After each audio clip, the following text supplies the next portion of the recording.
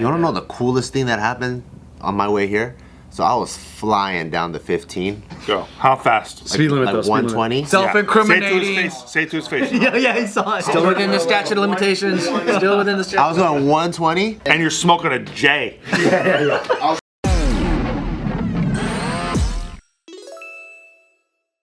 All right, in this episode, we have with us Lieutenant Aram Choe. Hey. We are gonna go around the room and you are gonna ask him the hottest, craziest question that you've always wanted a cop to answer truthfully. Ooh.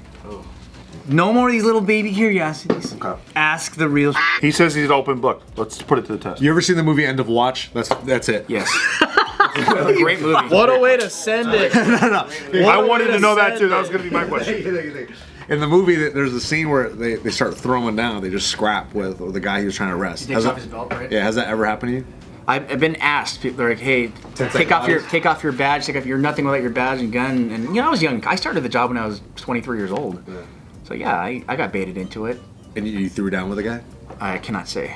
That's tight. Okay, like, have you ever been invited for a hand-to-hand and went, all right, let's go? Pretty cool. I was thinking about that security guard, or I don't know if he was a cop or a security guard. They just threw down hand-to-hand. Yeah. Oh, I have a question. So the rumor has it in LASD Sheriff's Department, there are cop gangs. Are you familiar with if there are cop gangs or not? Or you could even just wink or smile Or look at the ceiling? So yeah, so how grounded are those rumors? So the definition of a gang is two or more people that are combined under a same symbol or sign whose intent is to commit crimes, okay? Or terrorize a neighborhood. So under that definition, did that exist? No. But were there groups of individuals that made cliques, right? Absolutely. Any workplace you go into, there's cliquish groups. And because they're cops and they're cliques, they're like, hey, you can't be that. You can't be that. And so people automatically assume that because these guys were out and they happen to be part of the same clique and they got into a fight, or they covered up for an officer, that now they're thuggish, they're gangsters. I get called thug all the time. People, if you go to my page and you look at the comments, the only good cop is a dead cop. They don't know me. Does that hurt? I'm desensitized to it now, but when I was new, I'm like, dude, you don't know me. You don't know if I do a good job or not. And unfortunately, we had a few bad apples. And maybe one or two of those apples were part of groups that people said, hey, you're a clique, you're a gang. And that's how that came apart. Okay. Yeah. But no, I mean, the gang is a way different thing than maybe a group of idiot cops, right? Here's my question. You don't have to answer it as if this is your own personal opinion. But what is the general sentiment from police officers about Derek Chauvin and the George Floyd situation? Ooh, yeah, that's a good question. Yeah, that was one. I mean, they talk about it. My side job, I'm an adjunct professor at Cal Baptist. I teach strategic communication. So I have a lot of young students that know I'm a cop, and they asked about that as it was happening. And it's a very complicated one because the facts are George Floyd died from massive cardio overload. He was on drugs. Was it exacerbated by being in the situation that he was in? Absolutely. I'm not a medical professional, but I can tell you, if you're excited and you were under the influence of stimulants, your heart's going to do some really bad things. Fentanyl, right? I'm not sure. I'm not. It was. I believe the autopsy said fentanyl in his system, at least. Yeah. And secondly, on top of that, if you've got an officer who casually just has his knee on someone's neck while his hands are in his pocket, optically it looks bad. We know now that it was part of their approved department policy to do that. Maybe not on the neck, but the upper shoulder area. But the hand in the pocket was weird. It is weird, right? And Maybe it was optically, it didn't look good. Ultimately, it ended how it ended, and so it's up for debate. So how it affected the rest of law enforcement is we had especially when PCP was prevalent, the only way to get those guys to stop fighting is to do a carotid restraint. And we stopped the blood flow, and they were out. And that gave us enough time to handcuff them. We cannot do anything around the neck anymore. And being jiu-jitsu practitioners, we know how effective that hold can be. Something that is a seatbelt hold is not around the neck, but it looks like it. So optically, it looks bad, and it really handicapped our ability to effectively restrain somebody. Where you can't even do a seatbelt. Like if you have someone's back, you can't even. If you do it, you got to put the verbiage on there. I'm not choking you. I'm holding your body and your shoulder. You know, you got to, yeah, and that will. And stop resisting, and I'll let go. The seatbelt doesn't even do anything. It's just the over-under. Right. What about with a wrist ride? You know what I mean? Or when they're screaming, I can't breathe for a minute at a time. It's obviously you can, because you have to inhale to get that words out. Little known fact. Optically, it looks bad. You know what my drill instructor used to say in boot camp? People would be drowning in the pool. They'd be like, I'm drowning, I can't breathe. Like, if you can talk, you can breathe, motherfucker. That's what they would say. Yeah. It's a good rule. Yeah, it's a tough one. Yeah, that's hard. Yeah, publicly,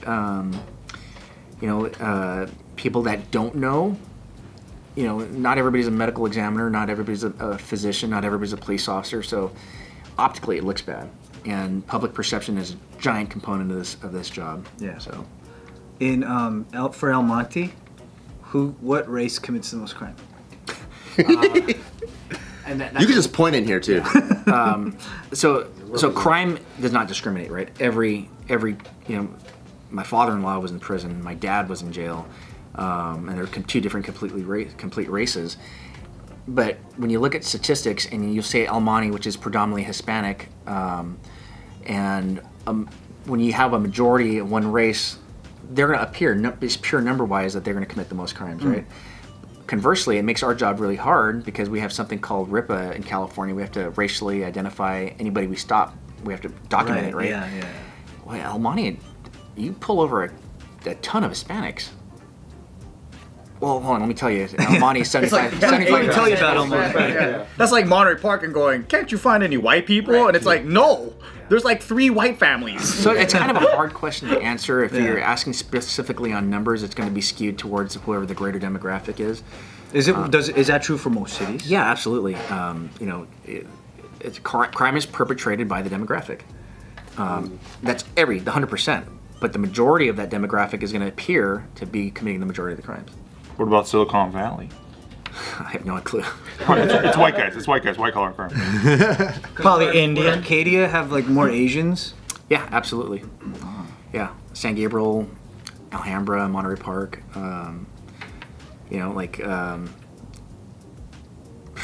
If you go to some communities, they virtually have zero Asian gang problem. But if you go to the San Gabriel Valley, the Asian crime problem. Ta-da! Right? Crazy how that works. So in our early 2000s, Asian gangs were a huge thing. It was everywhere. You go to every boba shop and you could see rival gangs and all that stuff. Has the Asian gang activity increased now, or because I just don't see people like banging on the streets or hitting people up or anything. Is it higher or lower than before? I would say it's higher. It's higher now. Yeah, Wow. but you don't see it because it's morphed, right? So when I was part of the Asian Gang Task Force, we would go to bowling alleys, KTVs, and they were there. I wonder if you grabbed us back in the day. Well, I mean, you would stop a guy that looks like a schoolboy and he has a USC, UCLA ID, but they're fully blasted, right? Yep. When they take off their shirt. But what's happening now, I say crime's increased because there's more opportunities now. So they're not doing street crimes so much, that they're doing massage parlors, drug running, illegal gambling houses. They'll rent full-blown 4,000 square foot McMansions, and you would never know that there's slot machines, roulette table, poker tables, and they're running illegal. Send me a link to that. Grow house. Sounds so much more fun than our era. Sounds so fun. And then credit cards. Credit card fraud. Yeah, credit card fraud's huge, and they're doing it all Clone from cards. their computers. When you break into, or like when you guys like, I guess, entered into one of these houses, does it like blow your mind that like, holy shit, any house on the street could be one of these things? Or Yeah, at first it did surprise me. The first time for anything new, it's going to surprise you, right? But the amount of repetition that kind of inoculates you to it, and so you're desensitized to it. So I'm not surprised now when I hear, a lot of these calls that come in are, hey, identity theft, and cards, what do they call those? Yeah, the card swapping machines. Yeah, the fake ones, the spoofing. Yeah. So have you noticed a huge shift into more like cyber crimes and stuff? Oh. And crimes where they're low on punishment. So they'll pull the power from Edison, right, and they'll straight pipe it into the house. that's a for grow op. Yeah, for grow ops, and they'll do ballasts and grow operations, and they won't even be there. They'll hire laborers to go in there, and I just got paid to water, I got paid to clip, and then so those guys will get in trouble, and because they have such a low level involvement in it, they're out in like 15, 20 days. Is that slang when they get paid in water? What is that?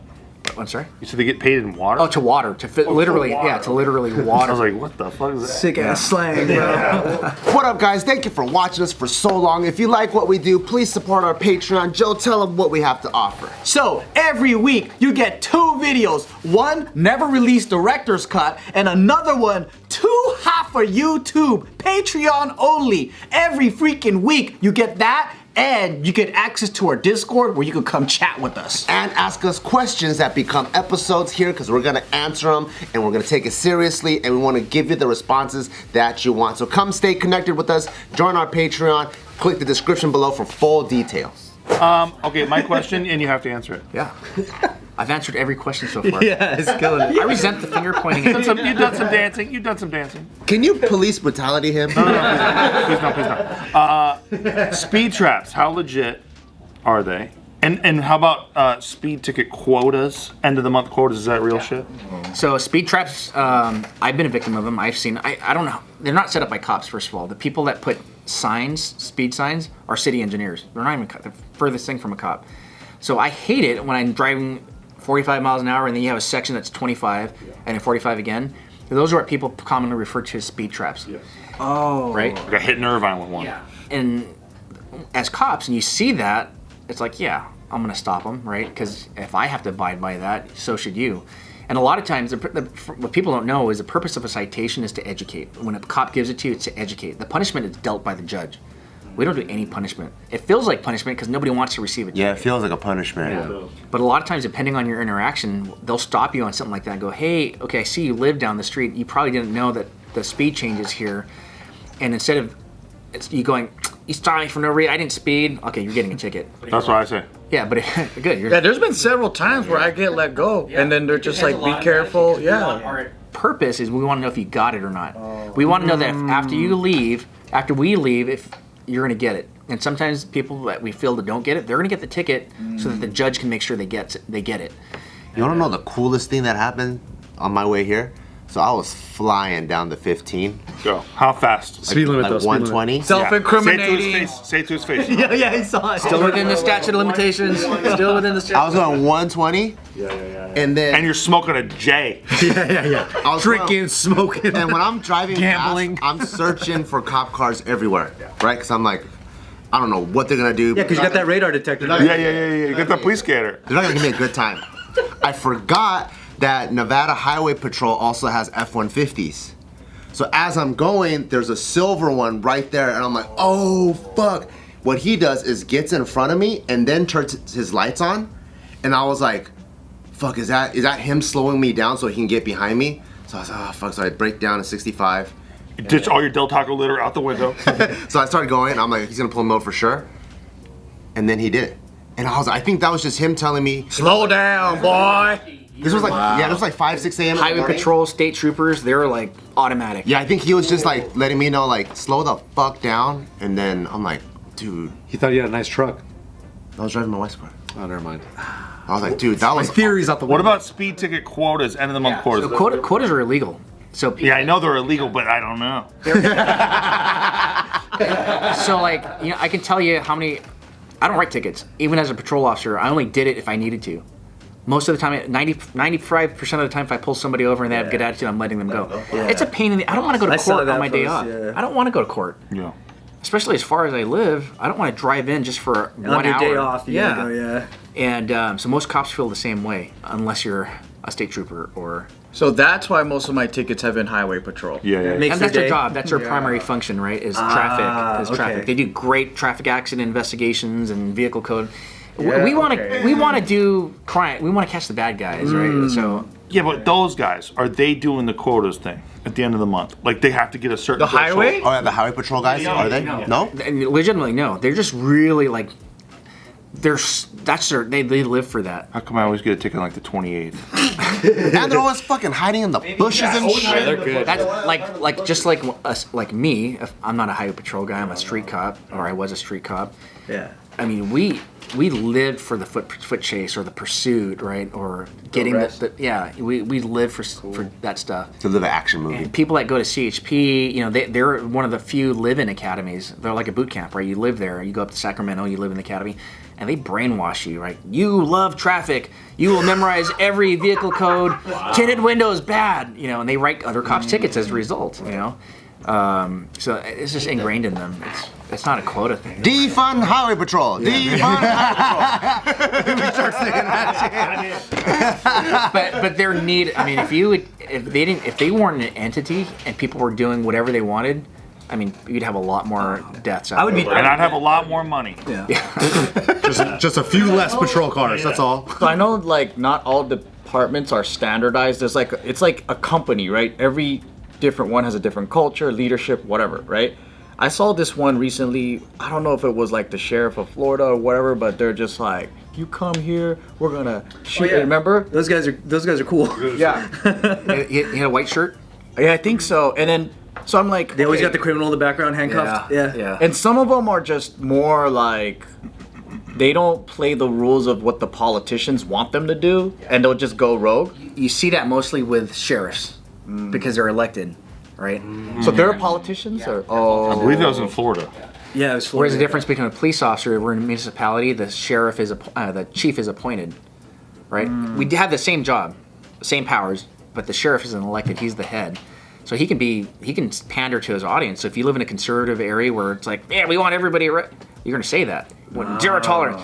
But at a PD, the chief is at will. The chief is at the will of the city council. It's whatever the city council wants for their city. That makes sense. So they're a little bit more careful with what they say. so like El Monte PD or Arcadia or whatever, they are kind of hired by the city elected officials. Yeah. Yeah, they're appointed. And then so sheriffs, we vote them in. Oh, okay. And then so it's harder for your chief to go, I don't want to do that, to the politicians and say, and do their own thing. Yeah, I mean, so sadly they're at will, right? So if they're not in a position where they can be without a job, they may have to compromise, right? And you pick and choose your battles at that point. Whereas if you're the sheriff, it's like his bosses, they don't have a city council, they have a county board of supervisors, which is essentially the same, but they were elected just like every one of them. They have no power to vote them out or anything like that. Wow, cool. So he's very secure in his job, and so he can be more a little outspoken. Cool. Have you ever So- jokingly arrested a buddy for like his birthday or some shit like that? So what happens? I watched a lot of cop movies, sorry. What happens? Desk if, cops, yes. Yes. like the politicians have their own agenda, and then the city cops don't feel like it's in the best interest of the community.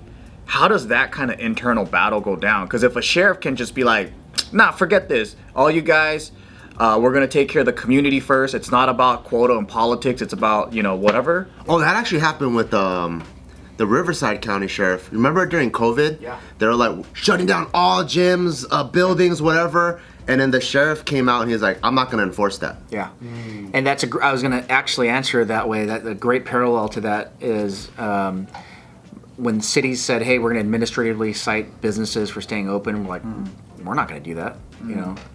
That's tight. And as long as you are not doing anything illegal, unethical, or immoral, you can defy an order. I will never follow an order if it's illegal, unethical, or immoral, and that's where most cops are. But Trump has immunity now, so if Trump told you to murder somebody, you'd have to do it. So that's a funny thing about, and California went through that. We went through SB 2 years ago where they were saying California cops have qualified immunity. Oh my gosh! Somehow people took the word qualified and make it blanket. We don't have blanket. We've never had blanket immunity, and the president's never had blanket immunity. It's qualified immunity, meaning if it qualifies you to be immune. If it wasn't illegal, unethical, or immoral, then you qualify. Left that whole part out. Yeah. But it's not like saying I can shoot somebody and no, I had to be justified in my shooting, right? And then I'm immune from that. Got it. It's still going to go to trial, but I have certain ability. The immunity means my department has now the ability to back me because I don't have money to go against every lawsuit. I've been sued millions of times, right? In the course of my duties, I don't have a personal attorney on retainer. I rely on the city to back me. The city will only back me if I qualified for that backing, qualified immunity. And they'll only qualify for that if I was in the course of my duty and it was legal ethical and morally sound. Yeah, that makes more sense. I got a two-parter for Yeah. you. Have you ever had a member of organized crime try to get you in the pocket? No, but I think I was groomed. What? When I was at Men's Central Jail, I worked a unit called the High Power Unit. So I had all the shot callers in the jail system and Mexican Mafia. And then the other side of that is you had all the noteworthy people. Like anytime an athlete or an actor went to jail, they were in this high power. It was the most secured place. And actually, anytime they were the only inmates. Anytime we had to walk them from one, like to the nursing station or to court, the whole jail went on lockdown for them. So you kind of felt like a badass, right? Oh, I work high power. But because you're exposed to them, and I wanted to be a good cop, I went out of my way to interview every single one of them. I wanted to be a gang cop. So I interviewed them. I'm like, wait, what makes you tick? How does the hierarchy work? How do you get validated? You know, all that stuff. And they're down to tell you. Yes, they love it. They're so ego driven. When you're at that level, they're so ego driven. They're like, oh, you want to know my story? I got you. And so, you know, before you know it, I probably had thousands of interviews done. But I'm like, oh, maybe I told them, because you want to build a rapport with them, right? Yeah. And so it goes both ways. So it's like, you have to draw the line. You have to draw the line somewhere. That question's too personal. Don't ask that. You know. What was the question? They may ask you like, "Hey, did you grow up around this area?" And you can't tell them anything because they have friends that work at the DMV. Wow. They, you know, anywhere, Yeah. Postals. They can find information on you as you want. So, Sure, yeah. So like a cop like me being public on social media, that comes with its risks, right? But come at me. Oh shit. So how do you go? Oh, wait a minute. don't come at me. You guys are I'm a trying pussy, I'm a to pussy. groom me to work for you. Like, when did you go? Aha. I didn't really first realize that was a possibility until one of our custody assistants, so it was a civilian jailer, civilian worker, got arrested for bringing in cigarettes. And Because that's like the first level, right? And then they start giving you more favors, more favors. Were they in his butt? Were they in his butt? no, backpack. So now deputies can't even walk in with backpacks. Oh, my bad. My bad. The jailer does it too. Other people do, but not cops. What was your second part? My second part was that has any member of organized crime or any criminal ever threatened a member of your family as a way to get you? No, but it has happened to other cops. There's you get greenlit. Damn, that's crazy. Yeah. Is there a protocol if something like that were to happen? Yeah, I mean, we utilize all the resources that we have. Can you green light them back? How do I red light this? Really, at the end of the day, we're sworn enemies, right? There's really no peace between us. Yeah. You can treat people respectfully, and gangsters have a different respect code, right? It's really different. Hey man, I did this because I loved you. You know, he jumped you in because I love you, right? That makes no sense to me at all. I'm like, get the shit out of you just to bring in my gang. That was the same type of love my dad gave me, but keep going.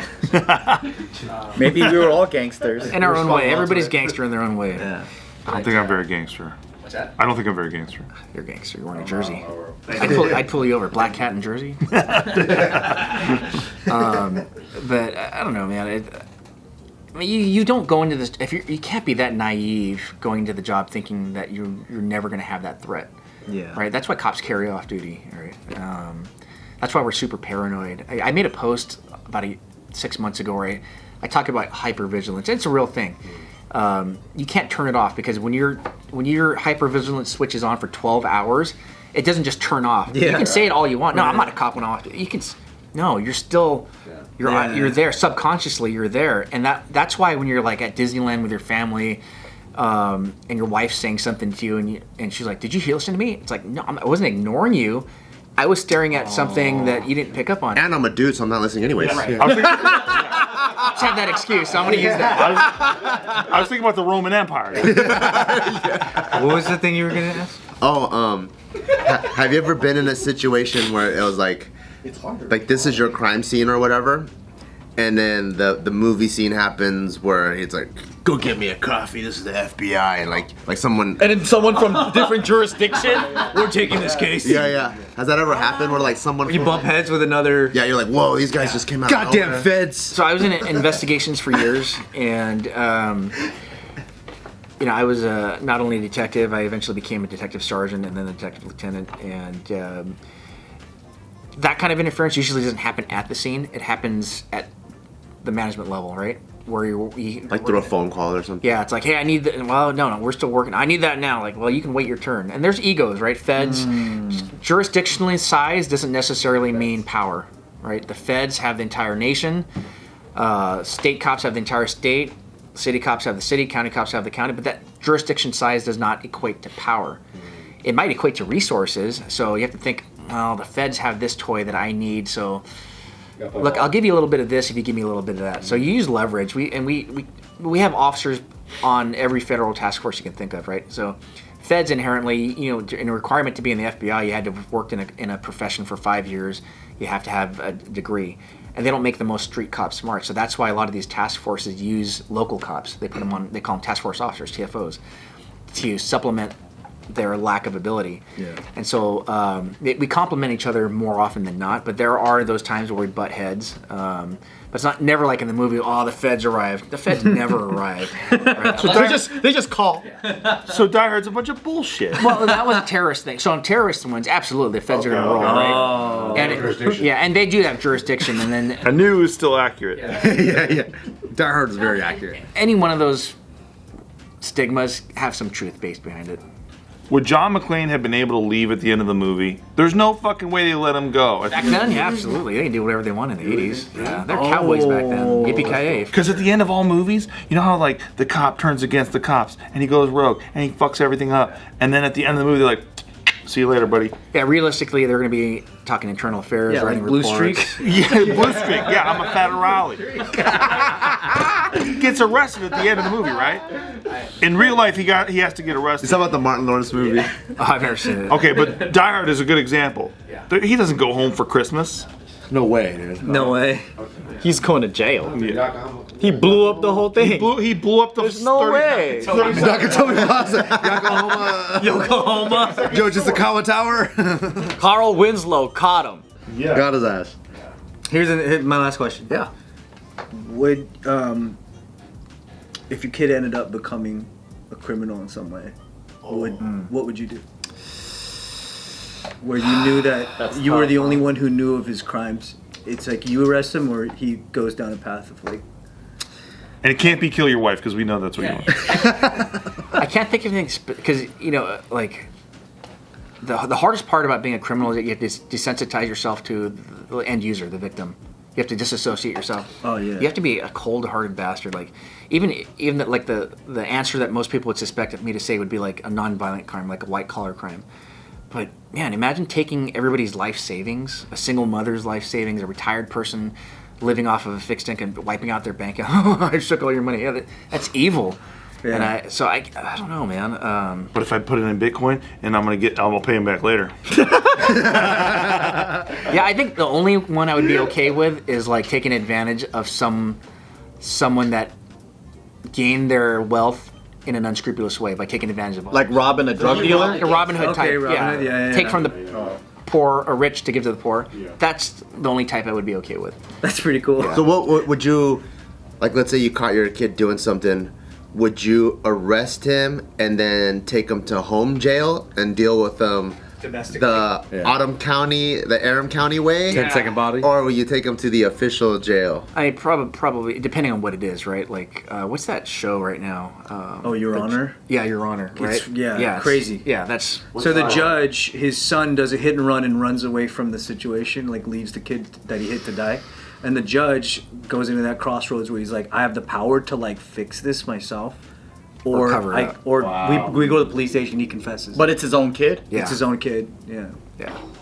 I guess that's kind of what I was thinking when I asked you. Yeah. So Thank God I'm not a cop because I don't have any morals. yeah, you just hope that you raise good kids, right? I'm saving his ass. Yeah, you hope it never comes to that. Yeah. And that's also why I got 4 of them too. Well, yeah. Roll the dice. I have 2 boys, 2 girls, and my older boy. He is the second oldest. He's 16, but he thinks he's the man of the house. And he reminds me a lot of me. I was a pain in the ass growing up. That's why my parents only had me and quit. But my older son, and I butt heads. But there's nothing I would never do for my son. With that being said, I hope I teach him the skills and the lessons to never put myself in that position. Okay. And early on, like with guns, for instance, cops have guns. And I learned this lesson from an experienced cop. It's like when you're at home while the kids are little, clean your guns, let them sit with you. and when the gun's safe, manipulate the guns with them. And what that does is it takes the curiosity away, you know. Whereas like a kid that's never grown up on, they say, "Ooh, I want to play with that." You know, my kids can care less, you know, and they're actually tired. I take them to the desert to go shoot when it's hot, right? And Dad, I want to go. Nope. You still have a few more drills, and they have nothing to do with guns anymore. That's cool. But they can manipulate them. Yeah, and they're familiar with them. That's tight. If your son's name was Hunter Biden, Yeah, Hunter Biden Choe. That's a great name. what do? Do you pardon him? Oh hell no. Part of it. Yeah, he's an if he's embarrassing himself and the family. I mean, so I told you a little bit about my dad going to jail, and what I didn't say was I had a rocky relationship with him. He caused my parents. He was addicted to coke, and typical '80s guy, right? '80s business owner. You live fast, and anyway, some stuff happened at home which really pinned me against him. And made me side with my mom. I didn't pick a side before that, but you know the stuff I witnessed. Without going into too much, it was the first time I ever laid hands on my dad, and I felt that rush of adrenaline. First time I ever felt adrenaline. You felt tingly. Yeah. How old were you, said? About 16 years old. Wow. Yeah. And That's when a son becomes a man. When you beat your dad up. yeah, I mean that's when our relationship changed big time. I mean, my dad, in a weird way, never laid a hand on me after that. And never did anything, overt to my mom in front of me. It was the last time that happened. And anyway, he had to go to jail. And when it comes to making that decision, nobody wants to put their dad in jail, but I wanted that to stop because I knew if that was happening in front of me at that moment, what was happening when I wasn't there. And I had to send the message. My dad, knowing what I know now, my dad was battling with some demons as well. I'm sure it was all because of this chemical imbalance from using drugs.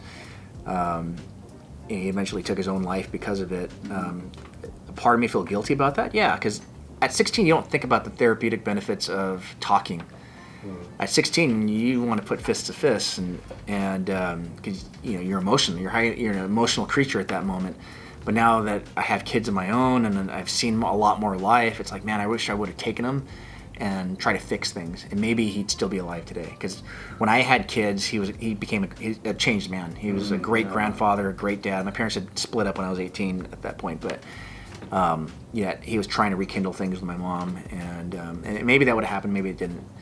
Well, that's a lot of responsibility that you want to take on as a 16-year-old. I don't think that's actually fair to your younger self to say it, because like I remember so many guys in our generation that became the point when it's like you're the man now because you fucked up your dad, because he kept beating you and your family up, like your siblings, your mom, whatever it was. And then I remember I was waiting for the day that I got big enough to where I could fuck my dad up too. But then he left before I had that chance. So, but my brother and him had a fist fight, and I thought, oh shit, like my brother's the man now. And in my head, I was thinking that's what guys do. Like you get old enough to the point where he can't beat you anymore, and then now you become a man. But I think I don't know if people go through that anymore, but it was common, I think, in our generation. Yeah, I mean the belt. I still remember the belt, and I got the buckle in a couple times. So. But I took it too because I know I fucked up too. I did some shitty things as a kid, and I just thought that was discipline. Because my other kids would talk about it. They show up to school with black eyes, but you didn't call it DCFS back then. Like, oh, the teachers were on the dad's side. Yeah, no, I remember that. I think. Wait, so my brother's 12 years older than me. You're 7 years, right? So I remember the tail end of his generation is when teachers were also allowed to beat up the students. Well, not beat up, but spank, right? Yeah, they can hit you, yeah. And remember paddles? They used to just have paddles there. And they're like, we used to be able to use that. They would use it as a whatever. And then it was our generation that stopped being able to hit. Yeah, because some people took it to an extreme, right, where it became abuse. So yeah, I mean, we had those bad eggs. We had to meet them in the middle, and I've seen. I get it because I've seen both. I've investigated some. Your perspective changes when you go to a child autopsy, for instance, right? And it's like, so it's better to just rule it all out? No, because of the... you would just hope everybody, it's better to utilize good judgment, but that's assuming everybody has the capability of that. When I was a brand new detective, one of my first investigations was an infant death scene, an 18-month kid who had his head beat to death. And we talked to the dad. It was a young dad. I think he was 17. 17. He Damn. said, what's going on? What caused it? And he said he wouldn't stop crying. You're just stupid. So smacked his head until the kid stopped breathing. Right. So it's when you see stuff like that, right? It's easy to say, well, eliminate that altogether. But at the same time, there's a segment of the population that could use discipline to an advantage because they have good judgment and restraint and know how to use it. But you have to assume, when we make laws for people, we have to assume those laws are intended for the lowest common denominator, right? Like jiu-jitsu instruction. When you're teaching, you're not assuming you're teaching to all black belts. You're assuming you're teaching to the new white belt. You're dummying things down. And that's how laws need to be written so that there's no misinterpretation of why that law is there.